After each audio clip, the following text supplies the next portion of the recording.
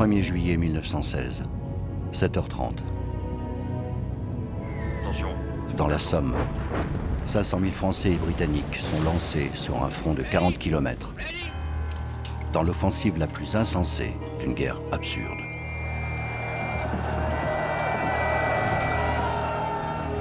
Avec 35 kilos sur le dos, interdiction de courir ou de se jeter au sol. Les Écossais en kilt. Ils marchent vers la mort comme à la parade, ainsi que le montrent ces images réelles, renforcées par les reconstitutions d'époque de l'infilmable. Ce jour-là, 65 000 hommes tombent. De 7h34 à 7h37, 10 000 sont fauchés. 3 000 par minute. 50 par seconde. Ce film raconte le jour le plus tragique de l'histoire de toutes les guerres. Et il révèle le mécanisme d'une obstination dans l'erreur qui dure 5 mois. Avec plus de 1 million de morts et de blessés dans les deux camps, la Somme a coûté bien plus de vies humaines que Verdun, en un temps 2 fois plus court, pour un résultat insignifiant.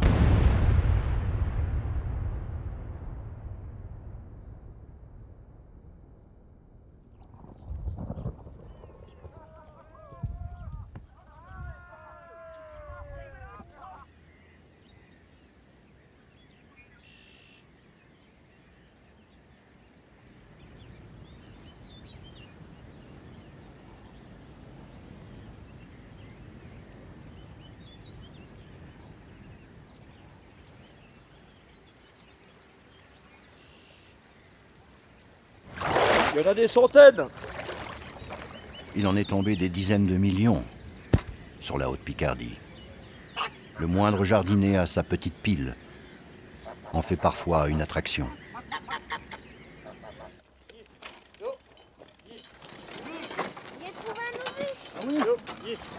Depuis un siècle, à la saison des labours, des enfants suivent leur père pour ramasser ce que la terre recrache.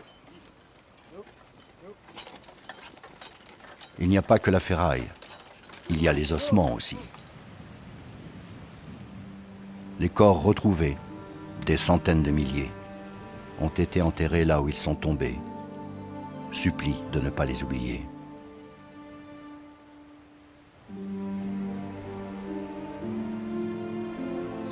Chaque année, 300 000 touristes de la mémoire viennent leur rendre hommage.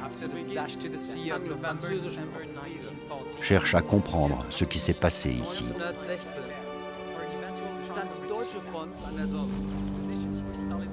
La contrée est sillonnée par les visites guidées, les rallyes.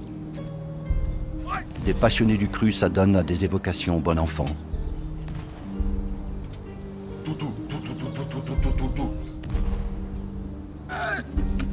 D'autres évocations approchent davantage la réalité. Je suis en ligne. Des hommes à gauche et à droite. Puis, le tac-tac des mitrailleuses. 10 mètres plus loin, il reste peu d'hommes autour de moi. Encore 10 mètres plus loin, je suis tout seul.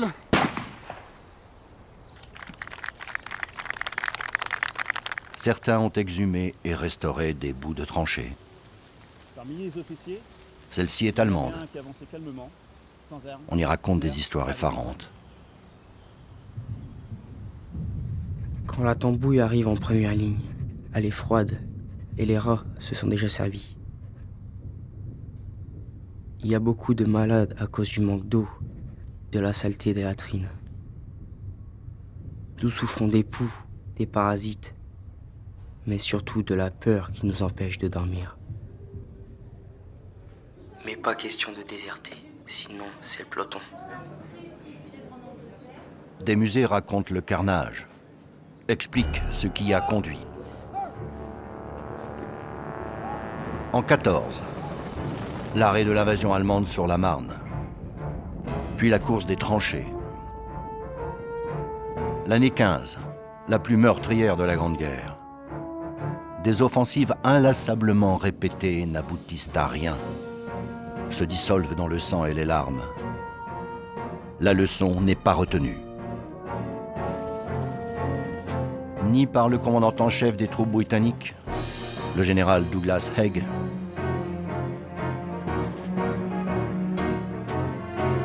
ni par le commandant en chef des troupes françaises, le général Joffre. Au contraire, en décembre de cette année 15, les deux généralissimes conçoivent une immense offensive conjointe pour l'année 16. L'un et l'autre, et leurs états-majors, veulent une victoire, repousser un ennemi inexpugnable, mais aussi redorer leur blason. Leur plan, enfoncer pendant l'été 1916 le front allemand sur 50 km, prendre sa première ligne et sa deuxième, dès le premier jour, après les avoir anéantis par un déluge d'artillerie. Français et Britanniques piétinent dans une guerre rendue immobile par ces réseaux de tranchées, creusés en zigzag pour éviter que les éclats d'obus ne prennent les boyaux en enfilade.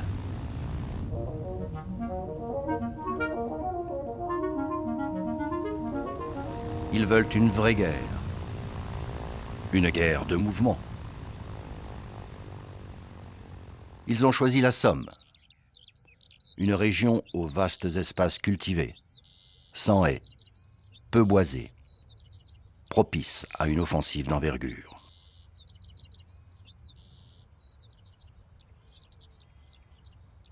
Le problème est que les défenses allemandes y sont mieux enterrées que partout ailleurs sur un front de 700 km. En effet, la Haute-Picardie est faite de craie, une pierre facile à creuser. Les Allemands y ont excavé des galeries avec plusieurs entrées et sorties, sur 2 ou 3 étages, jusqu'à 15 mètres de profondeur.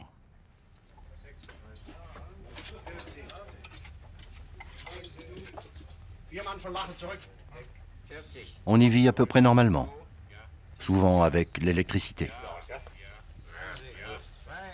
Les officiers y ont installé leurs tableaux et leurs pianos. Tout cela, les états-majors alliés le savent, mais veulent l'ignorer. Cette erreur majeure est le fondement de la tragédie à venir. Le 21 février 1916, l'attaque foudroyante des Allemands sur Verdun bouleverse le plan allié. L'offensive sur la Somme devait être aux 2 tiers française, 1 tiers anglaise.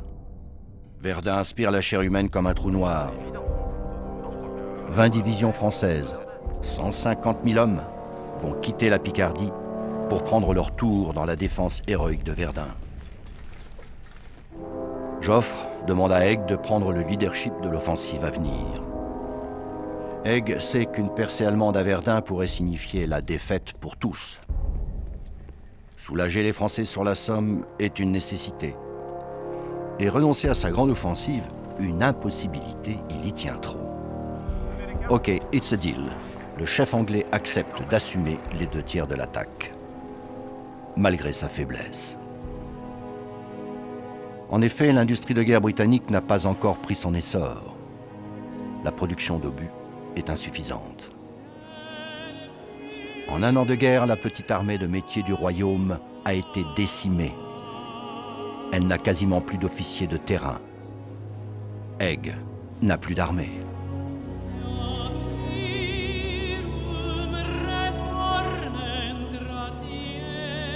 Il s'en refait une avec des volontaires.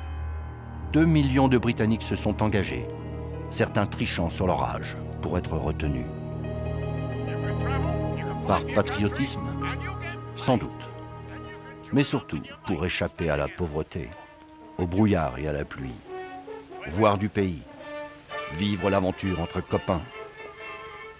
La nouvelle armée recrute avec cet argument. Ceux qui s'inscrivent ensemble serviront ensemble. Alors des équipes de foot, des habitants du même quartier, des potes de la même ville, forment des unités.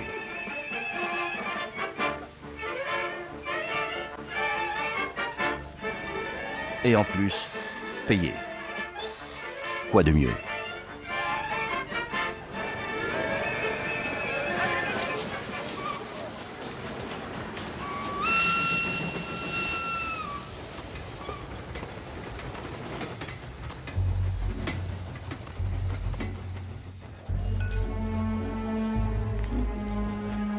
la Somme se transforme en une gigantesque base militaire. S'y déversent des torrents de canons, de munitions, de quoi nourrir 1 million d'hommes et 400 000 chevaux. La Picardie prend des allures de Far West.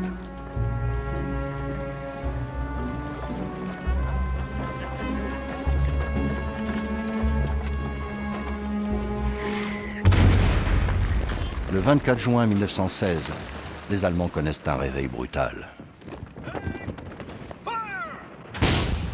Commence une semaine de pilonnage ininterrompu, jour et nuit, tel que le monde n'en a jamais connu. 3000 canons, des plus gros aux plus petits, jusqu'aux roquets, aboient avec frénésie.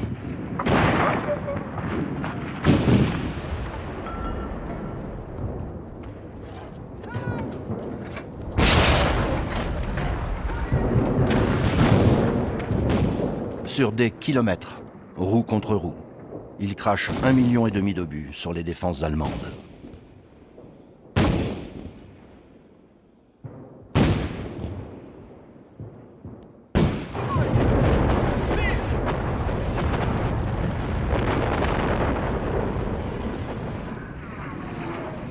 Les coups tirés ensemble par des milliers de canons forment comme une voûte au-dessus de nos têtes.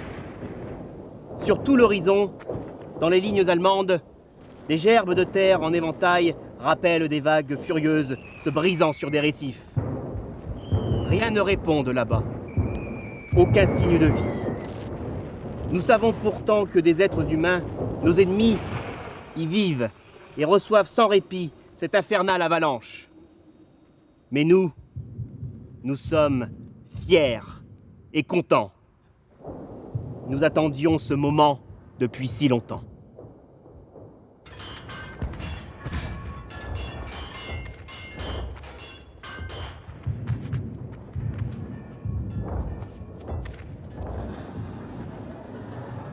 Le feu a pris une violence démentielle. Nous entrons dans un monde d'horreur, étrange comme une contrée vierge. Les explosions accumulent les douleurs dans la tête et les oreilles. Nous ne pouvons nous entendre qu'en braillant des mots sans suite. La faculté de penser est paralysée. Hier, un sergent est devenu fou.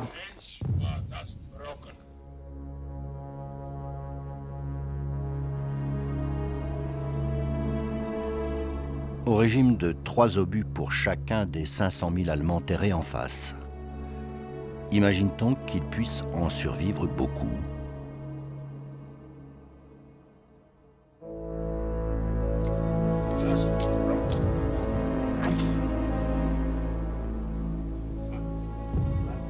Au profond de la terre, les Allemands vivent des moments difficiles. Certes, des obus font des dégâts et des victimes. Mais ils sont toujours là. C'est que la préparation d'artillerie des Britanniques n'est pas à la hauteur de l'ambition dévastatrice. Des artilleurs peu expérimentés, des obus défectueux, un tiers n'explose pas. Trop peu de gros mortiers. Trop peu de monstres capables d'écrabouiller des abris profonds.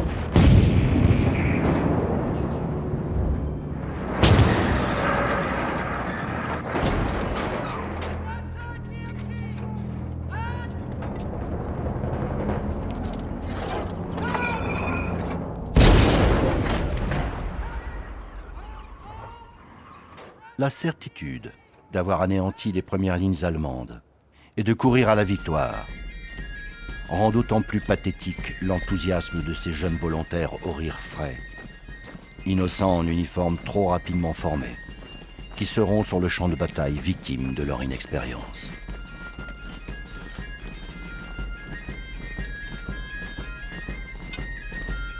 Leur chef martèle qu'il n'y a plus un rat vivant en face, qu'ils marcheront vers des lignes vides de Boches, avec munitions et ravitaillement sur le dos pour 3 jours,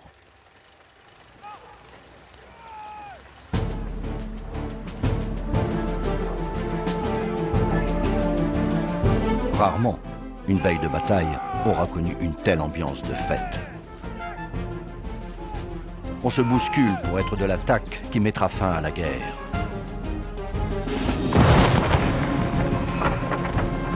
Le dernier jour avant l'assaut, le métal surchauffé des canons brûle les mains. 50 000 artilleurs s'acharnent malgré l'épuisement, les yeux et les oreilles rouges de sang.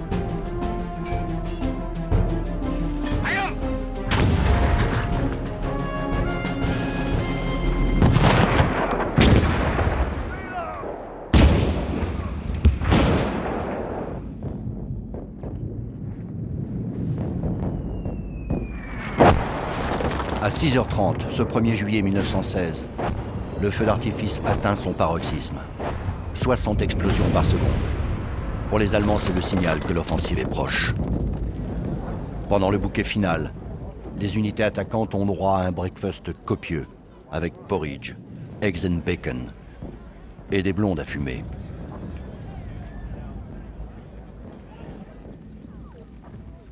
Rappel des instructions. Vos 35 kilos pour ne plus revenir. Interdiction de courir, de se jeter au sol. On avance tous en ligne. On ne s'occupe pas des blessés. 7h28. Dernier coup de canon. Les oiseaux ont déserté les lieux depuis longtemps. Un silence énorme, inhabituel, pèse soudain sur 40 km de front.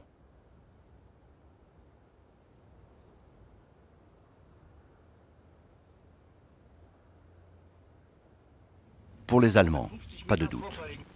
L'attaque est imminente.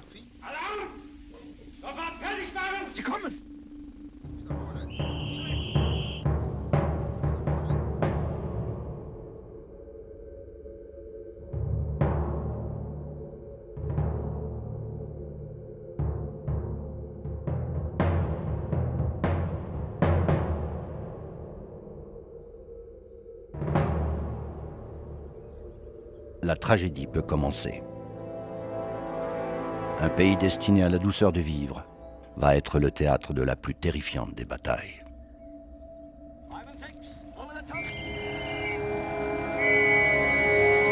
Au tout début, il ne se passe rien. Certains Tommies poussent même un ballon du pied. Des reconstitutions de l'époque montrent ce qui se passe ensuite.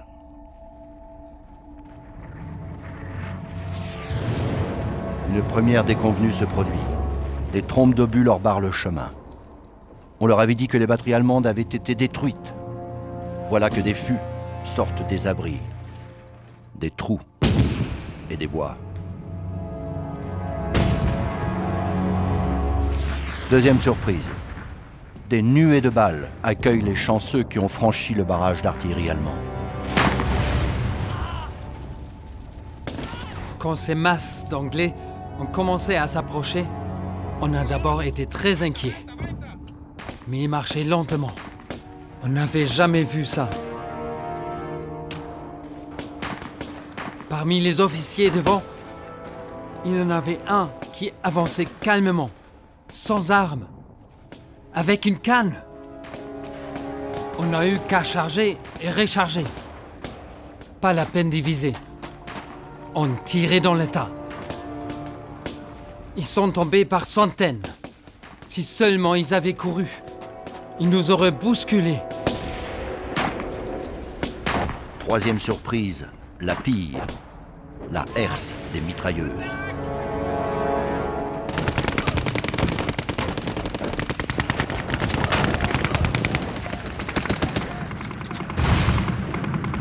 Ultime découverte, catastrophique. Les réseaux de barbelés allemands n'ont pas été pulvérisés. Certains sont intacts. Les Écossais se sont empêtrés dans les barbelés par les kilts. Leurs corps traversés de balles, ils sont perchés comme des corbeaux.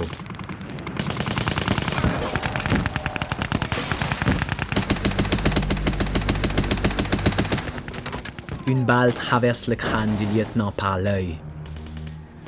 J'ai la certitude d'avoir été expédié ici pour mourir.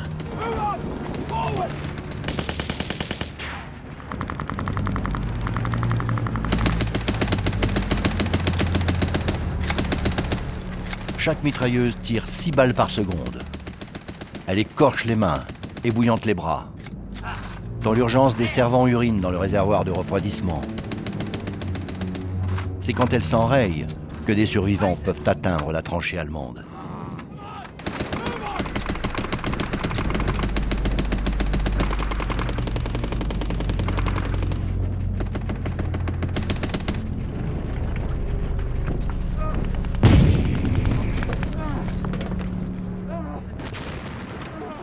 Quand on a enfin atteint leur tranchée, les Allemands ont levé les mains.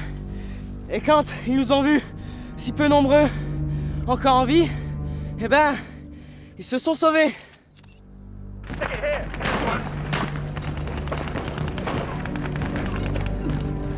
Des instructions avaient été murmurées. Pas de quartier. Les conquérants de rares tronçons de tranchées, épuisés et trop peu nombreux, sont condamnés par l'absence de renforts.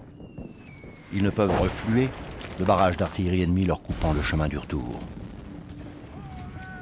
Les contre-attaques allemandes les prennent entre deux feux.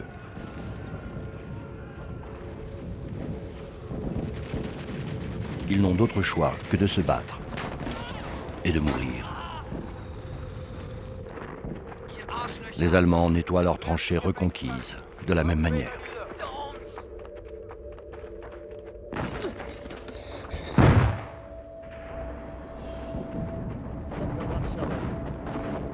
My God, où sont passés mes gars? Ce colonel ne sait pas encore que son bataillon a été anéanti. Aucun chef d'unité ne sait ce qui se passe sur un front masqué par les explosions, lesquelles ont coupé les lignes téléphoniques. Des généraux se doutent bien que ça ne tourne pas rond. Faut-il retenir la deuxième vague prévue à 8h30? Restent les estafettes pour contacter un quartier général lointain, sourd et aveugle.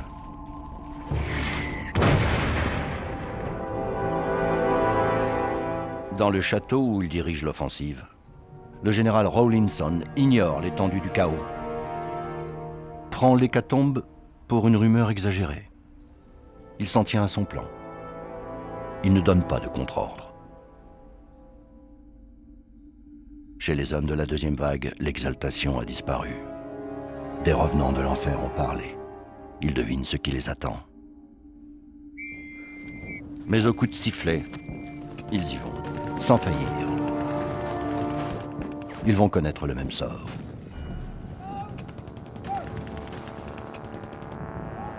Le général Rawlinson est cavalier, son arme d'origine. Il avait même prévu d'envoyer la cavalerie finir le combat, comme au bon vieux temps.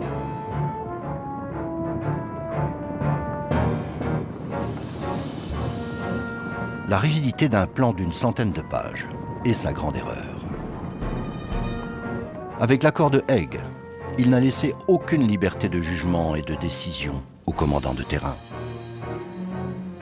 Tout était planifié au service d'une victoire certaine. Tout, sauf l'échec. Il était même prévu des pertes humaines exorbitantes, mais pas à ce point. 50 000 en une matinée. C'est 10 fois moins côté allemand, dont la perte irréparable de la plupart des officiers de terrain. Nos chefs vont-ils s'arrêter là?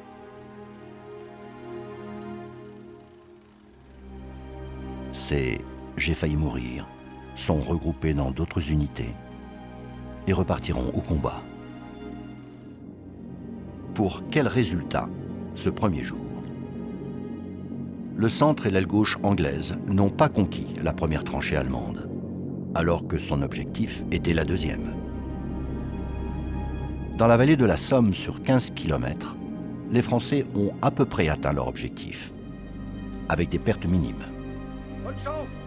Ils étaient mieux outillés, expérimentés, libres de courir ou de s'aplatir.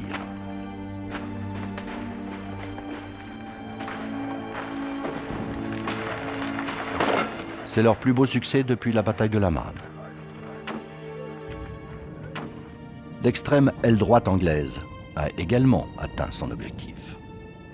Ces Britanniques et les Français auraient pu exploiter leur gain.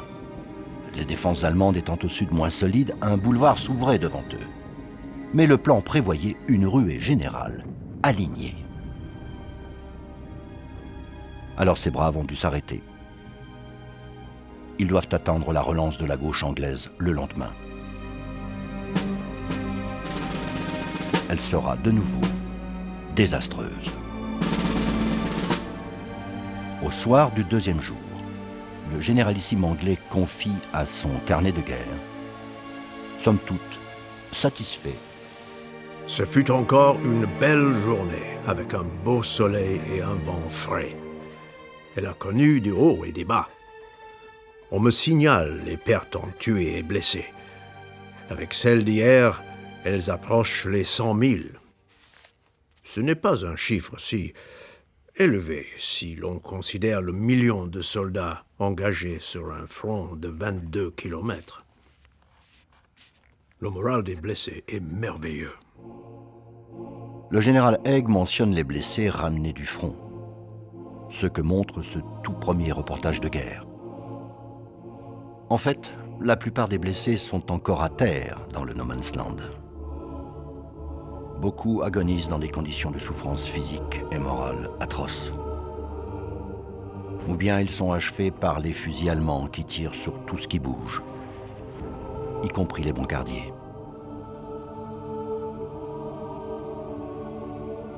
La moitié des blessés auraient pu être sauvés s'ils avaient été ramenés. Les Anglais avaient fait creuser des fosses destinées à la collecte des cadavres ennemis. Eh bien, ces fosses servent aux leurs et à leurs blessés décédés. Car suite à de lamentables négligences, la plupart des trains prévus pour l'évacuation des blessés ne sont pas là.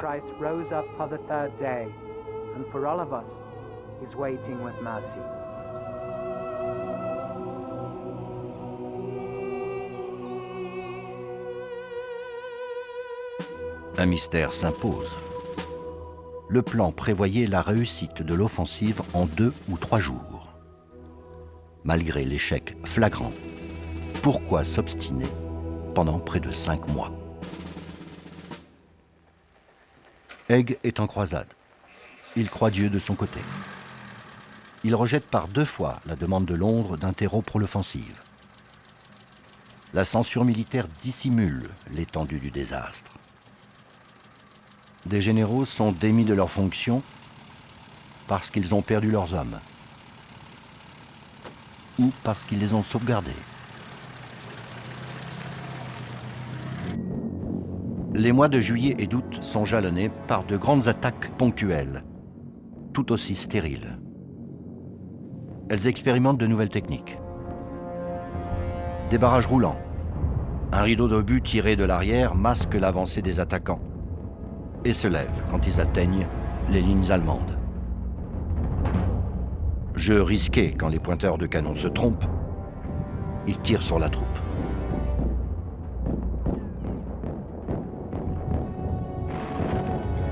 Des raids de nuit, en rampant dans des trous d'obus encore chauds des explosions de la journée, pour aller couper 2 bouts de barbelés.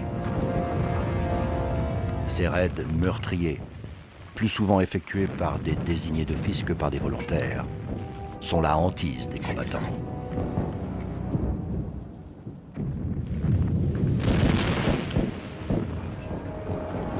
Il y a surtout ces assauts sans cesse relancés pour prendre une ferme ou un de ces bunkers bétonnés. Les pertes sont régulièrement de 50 à 90% d'un bataillon de 800 hommes. De 50 à 90% d'une brigade de 4000 hommes.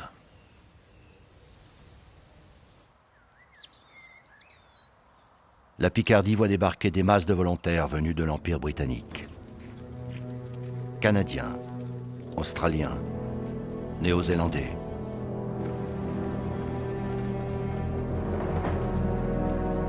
Elles sont jetées dans la fournaise, aussitôt arrivées.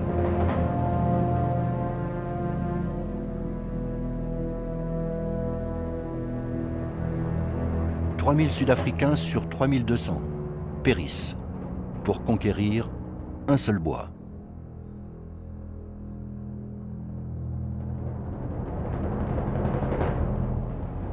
Un bataillon de Canadiens terre-neuviens connaît le même sort. Malgré l'écrasement de la brigade devant nous, nos généraux ordonnent à notre bataillon de monter au front, comme prévu. Nous devons emprunter les passages trop étroits de notre propre réseau de barbelés sous le feu des mitrailleuses. Pour passer, il faut marcher sur le corps des camarades déjà tombés. Les seuls braves à atteindre la première ligne allemande s'y font tuer. Le soir, on n'était plus que 60. En quelques dizaines de minutes, 90% du bataillon était tombé. 658 hommes et 26 officiers. Tous les officiers, morts pour rien. Aucun Allemand n'a été tué au cours de cette attaque. Et il ajoute, ce qui n'est pas fréquent à l'époque, car la mode était à l'héroïsme. Je maudis nos chefs! Au cours du mois de juillet, nos pertes ont dépassé les 120 000 hommes.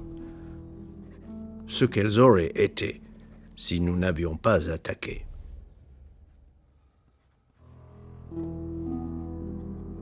J'ai bien pour intention de prolonger l'offensive jusqu'à l'automne.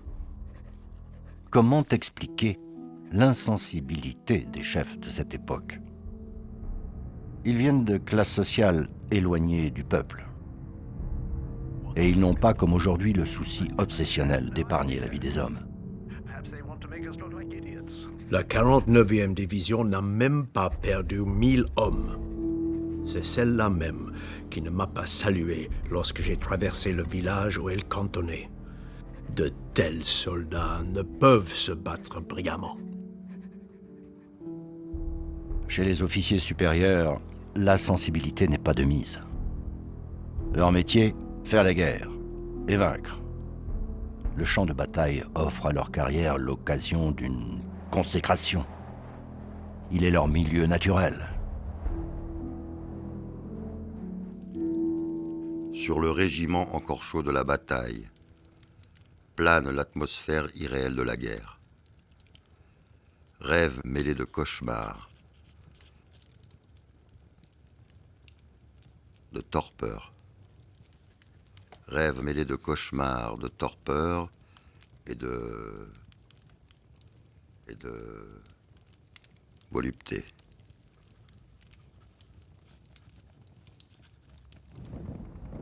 Pour un officier de carrière, la guerre, quel théâtre! Mais aussi, comment expliquer l'acceptation des soldats de l'époque? La crainte de l'exécution pour manque de courage.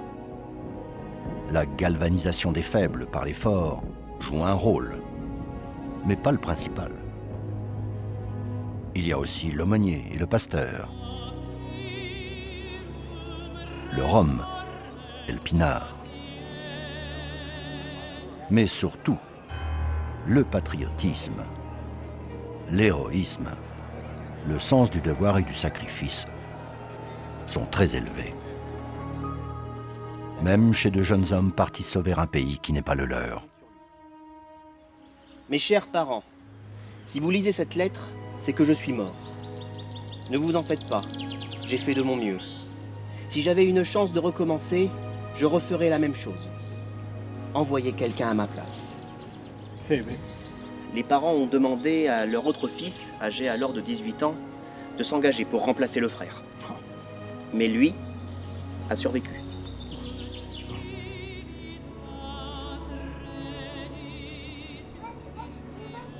Comment des hommes libres jusqu'à la minute fatale de la guerre peuvent se soumettre sans le moindre murmure à un sacrifice qu'ils savent inutile? Ce n'est pas la flamme du patriotisme qui inspire cet esprit de sacrifice. C'est seulement par bravade, pour ne pas sembler plus poltron que son voisin. Ou c'est la confiance en son étoile. Chez certains, il y a la secrète ambition d'une décoration, d'un galon.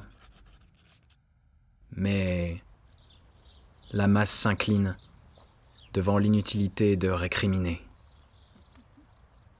Reposez-vous bien, mes enfants. Dormez, lavez-vous, détendez-vous. Chantez à gorge déployée. Écrivez vos exploits à vos vieilles mamans. Pensez aussi aux camarades qui sont tombés à vos côtés et dont il faut venger le sang. Nous retrouverons bientôt face aux Boches. Avec des hommes comme vous, on peut, non, on doit tout oser. Nos chefs vivent trop loin du soldat. Pour l'enflammer, ils lui livrent une pénible comédie, laquelle ne peut que blesser son sentiment de dignité. Des survivants vivent plusieurs retours en première ligne. L'un d'eux a échappé à une hécatombe de 27 000 Australiens pour conquérir un seul village. Il confie à son journal l'impression d'être mené par des fous qui ont juré sa perte. Une fois revenu du front, il faut y retourner. Y retourner encore. Y retourner jusqu'à tomber. Mon frère et plein d'autres officiers ont été délibérément massacrés. Massacrés par l'incompétence, l'insensibilité et la vanité de ceux qui abusent de leur autorité.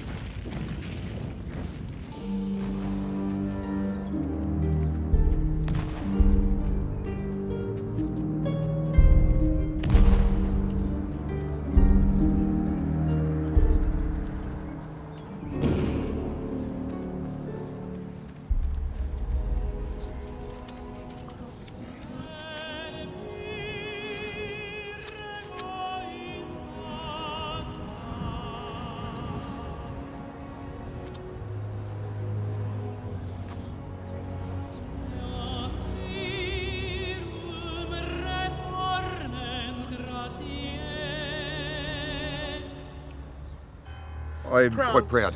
Proud. Yeah. Proud of him. All of the soldiers here in this beautiful cemetery. Just a waste of so many young men. They came to fight for their country. They came to fight for the freedom of France. They made sure that France was free. And it's a long way from home for them. These men came 14,000 kilometres and they'll never go home. He wanted to come. I know he wanted to come. He came with my uncle and an ultra uncle and my grandfather. It's like Percy is still looking after him even to this day. You know, all the unknown men are with him.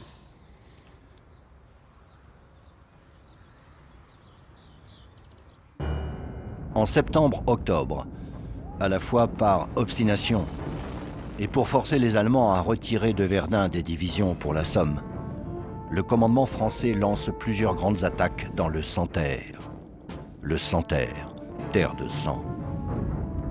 Avec des préparations d'artillerie de 100 000 tirs par jour. 6 millions en 2 mois.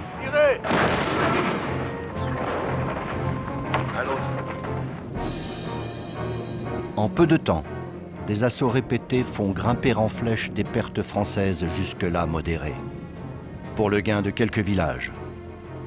Cela s'appelait le grignotage.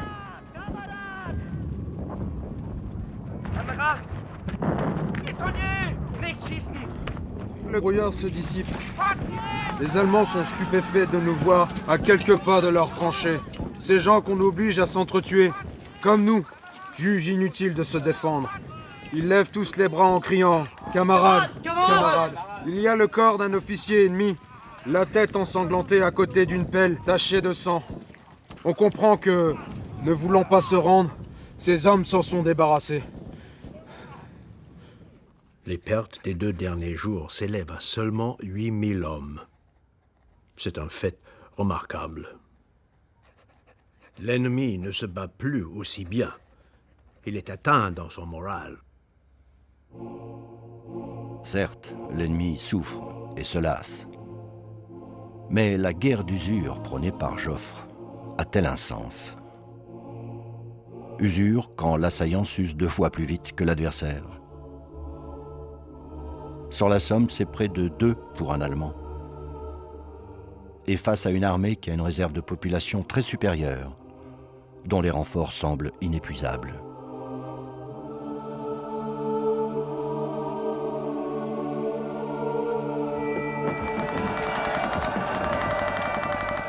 Malgré le sacrifice de 80 000 fantassins en 2 jours, pour avancer d'1 kilomètre sur un front de 7 kilomètres, le général Haig croit encore au succès. Et il sait comment stimuler la résolution guerrière de ses partenaires français. La meilleure manière de toucher le cœur des chefs français passe par leur gosier. Un vieux cognac a des effets étonnamment apaisants sur Joffre. Le généralissime est d'accord pour continuer à presser l'ennemi pendant l'hiver. Selon moi, la résistance de l'ennemi ne sera pas brisée sans une nouvelle campagne l'année prochaine. En attendant, avec l'automne, la bataille s'enlise.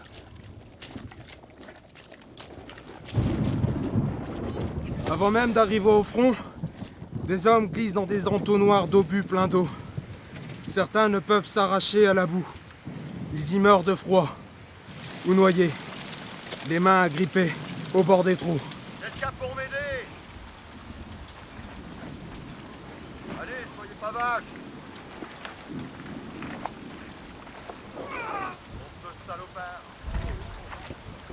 Des 2 côtés règne le sentiment de vivre, au-delà des bords du monde connu.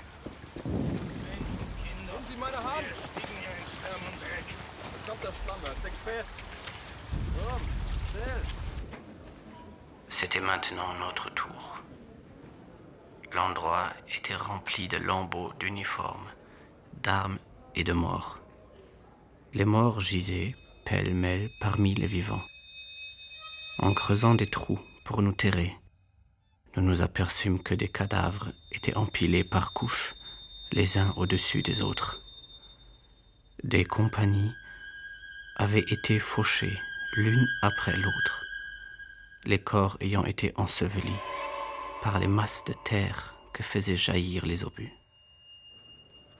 La relève avait pris la place des morts. C'était maintenant notre tour. Dans ces marécages de la douleur, luisent quelques pépites d'humanité.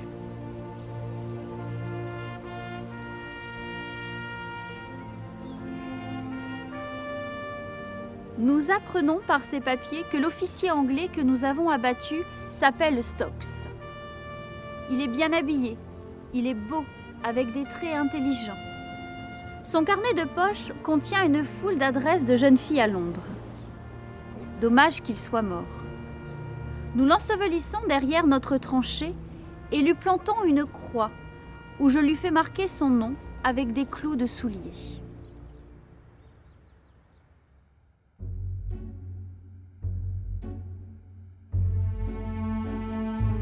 Pendant l'ouragan de métal et de feu, 2 officiers, un Australien et un Allemand, plongent dans le même trou d'obus.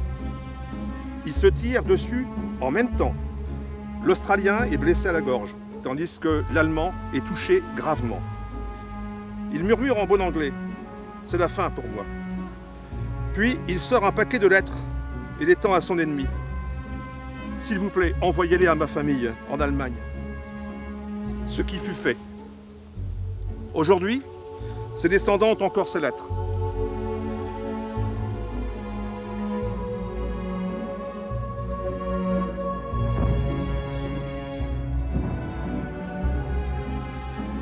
L'acharnement fait feu de toutes les nouveautés. Les lance-flammes, les gaz.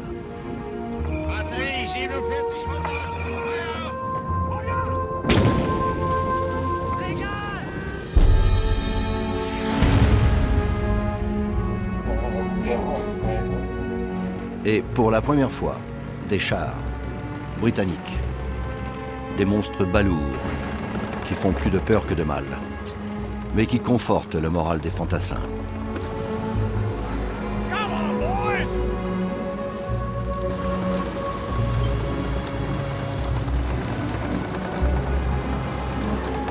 Et se renouvellent ces explosions gigantesques, au bout de galeries creusées sous la ligne ennemie, bourrées de tonnes d'explosifs.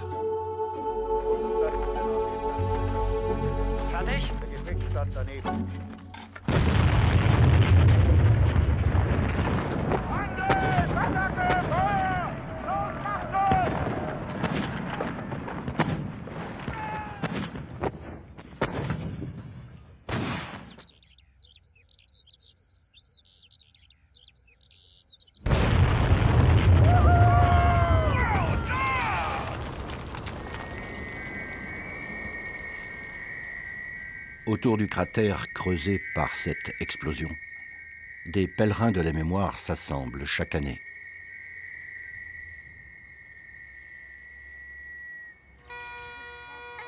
Le coquelicot est devenu pour les Britanniques le symbole de leur sacrifice. Dans les champs, il foisonne, comme autant d'hommes tombés. Un écrivain murmure. La terre nous couvrira de son manteau de boue. Et puis, plus tard, qui sait, le blé poussera et des gerbes de fleurs s'élanceront des boyaux où nous avons pourri.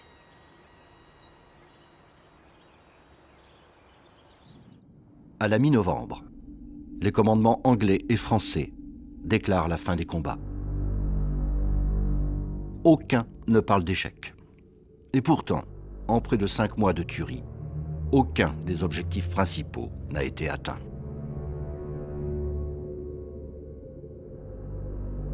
En revanche, il parle de victoire indirecte, à propos de Verdun. Car il ne fait pas de doute que sans la bataille de la Somme, qui a fait diversion, l'armée allemande, toutes forces réunies, aurait pu l'emporter à Verdun.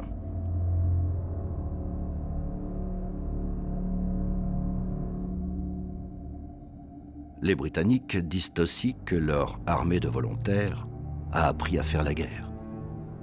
Leurs états-majors ont sans doute appris à mieux la faire. Mais pas les hommes qu'ils commandaient, puisqu'ils sont disparus.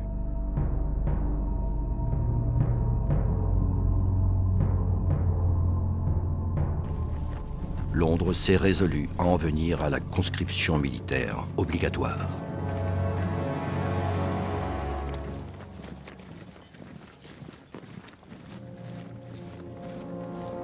Ce qui se passe après cette année de férocité ressemble à un colossal pied de nez aux 420 000 Britanniques et aux 200 000 Français tombés dans la Somme.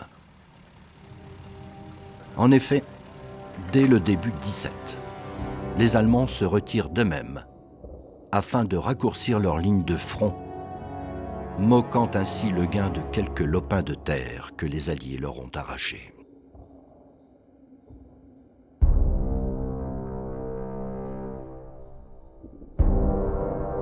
Le général Haig a été maintenu à son poste et nommé maréchal. Le général Joffre aussi a été nommé maréchal, mais jugé trop sanguinaire par le gouvernement. Il a été remercié et remplacé par le général Nivelle. Ni le commandement anglais, ni le commandement français ne retiennent la leçon de la Somme. Elle est d'ailleurs la même pour les Allemands à Verdun. Dans une guerre de tranchées, aucune grande offensive ne réussit. Les états-majors français et britanniques les relancent pourtant l'un et l'autre. Elles aboutissent encore, comme au chemin des dames, le chemin des damnés, à des boucheries aussi effroyables qu'inutiles. et à la grande crise morale de 17.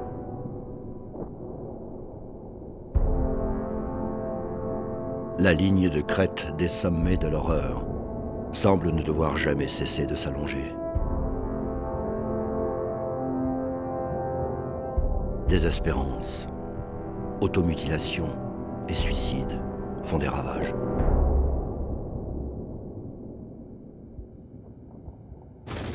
Pour le soldat, la guerre est devenue sa condition, dans la vie comme dans la mort.